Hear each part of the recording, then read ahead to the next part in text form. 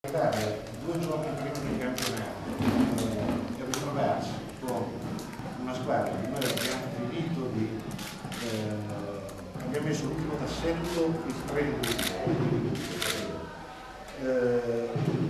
oltretutto attenendosi scrupolosamente a quelli che erano i dettagli della federazione e della Lega. Da 3 giorni che questa parte è venuto fuori tutto il contrario di tutto.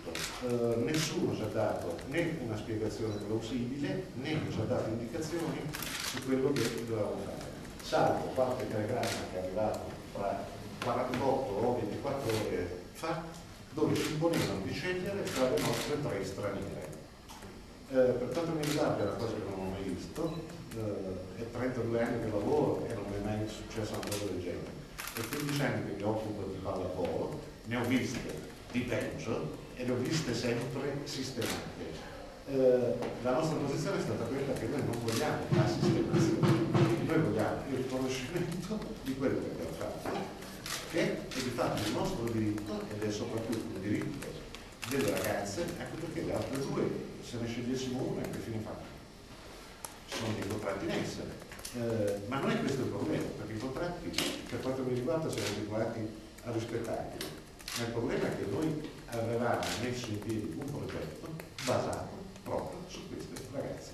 Progetto che prevedeva il fatto di valorizzare le altre italiane giovani, cosa che abbiamo sempre fatto da quando esiste l'Assisted Volley in Novara, e soprattutto per andare nella direzione della riduzione dei costi. Questo già 2 anni fa, il Massimo e io ci eravamo trovati di fronte alla scelta.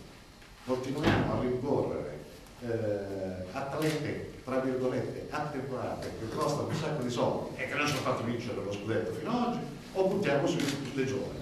Noi abbiamo deciso di puntare sulle giovani.